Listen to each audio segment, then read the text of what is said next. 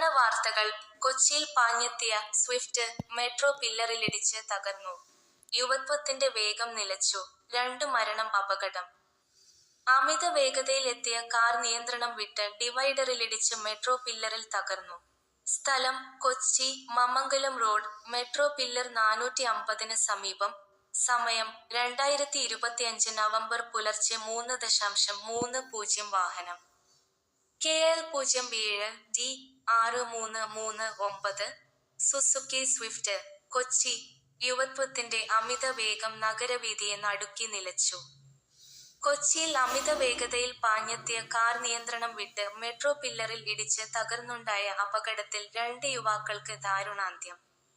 ആലപ്പുഴ സ്വദേശികളായ ഹാറൂൺ, 20, വെള്ളക്കിണർ മുനീർ, 20, തത്തമ്പള്ളി എന്നിവരാണ് സംഭവസ്ഥലത്ത് വെച്ച് തന്നെ മരിച്ചത്. കൂടെയുണ്ടായിരുന്ന 2 പേർ ഗുരുതര പരുക്കുകളോടെ സ്വകാര്യ ആശുപത്രിയിൽ ചികിത്സയിലാണ്. News city Thiruvananthapuram.